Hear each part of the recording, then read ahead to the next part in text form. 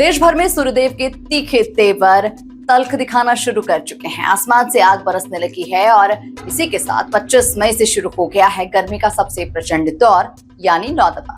पहले दिन पारे ने आसमान छू लिया। सड़कें दिन के वक्त कर्फ्यू जैसी सूनी नजर आई और आम जनजीवन पूरी तरह से बेहाल दिखा। तो आखिर नौतपा के पहले दिन कान्हा की नगरी में क्या क्या खास रहा, आइए हम आपको सब कुछ बताएंगे बिल्कुल सिलसिलेवार तरीके से। गर्मी के चलते 25 मई से नौतपे की शुरुआत हो चुकी है। नौतपा के तपिश बढ़ते ही शहर के मंदिरों में भगवान के भोग का स्वाद भी बदल गया है। कहीं पर कान्हा जी को मक्खन और लस्सी परोसी जा रही है तो कहीं हनुमान जी को तरबूज, खरबूजा और दही का भोग लगाया जा रहा है। मंदिरों में अब गर्म पकवानों की जगह पर ठंडी तासीर वाले व्यंजन शामिल हो गए हैं। नौतपा की भीषण गर्मी अब आस्था के पथ पर जानलेवा साबित होने लगी है। आसमान से बरसती आग का सबसे ज्यादा असर अब कान्हा की नगरी वृंदावन और ब्रज 84 कोस में साफ देखने को मिल रहा है। एक तरफ आप इन तस्वीरों में देख सकते हैं कि भीषण गर्मी के बावजूद बांके बिहारी के दर्शन के लिए श्रद्धालुओं की भीड़ लगातार बढ़ रही है। आस्था मौसम की इस मार पर भारी पड़ती दिखाई दे रही है। वहीं दूसरी तरफ ब्रज 84 कोस की परिक्रमा मार्ग से एक बेहद दुखद खबर सामने आई, जहां इस प्रचंड गर्मी के चलते परिक्रमा कर रहे एक श्रद्धालु की जान चली गई। साथ चल रहे परिक्रमार्थियों का कहना है कि भीषण गर्मी की वजह से उन्हें हार्ट अटैक आ गया, जो उनके लिए जानलेवा साबित हुआ। ये घटना हम सभी के लिए बहुत बड़ा अलर्ट है। आप सभी श्रद्धालुओं से हाथ जोड़कर यह अनुरोध करता है कि 25 मई से 2 जून तक चलने वाले इस नौतपा के दौरान कृपया तेज दोपहरी में परिक्रमा पर बिल्कुल न निकलें। अपनी आस्था के साथ साथ अपनी जान की भी सुरक्षा की पूरी जिम्मेदारी आपकी है, ध्यान रखें।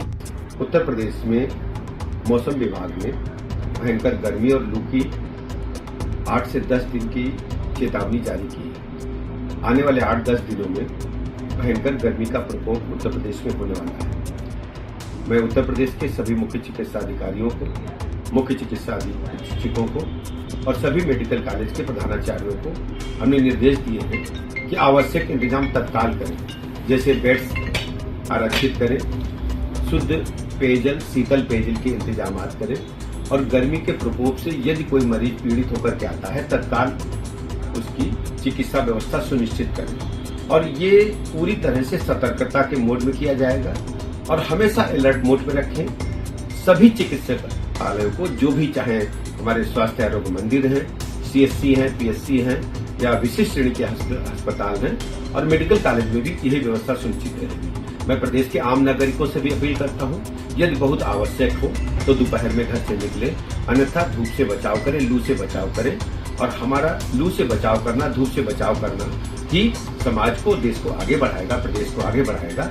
और यदि कहीं कोई समस्या आती है तो नजदीक के अस्पताल में जाकर तत्काल स्वास्थ्य लाभ करें। मैं आपको बहुत बहुत धन्यवाद देता हूं। जैसा कि हम सब जानते हैं कि 25 मई से नौतपे की शुरुआत हो चुकी है। ज्योतिष और मौसम विज्ञान के मुताबिक ये साल के वो 9 दिन होते हैं जब सूर्य के रोहिणी नक्षत्र में होने से धरती सबसे ज्यादा तपती है। नौतपा शब्द संस्कृत के नव यानी कि 9 और तप यानी कि गर्मी से मिलकर बना है, जिसका सीधा अर्थ है 9 दिनों की तपिश।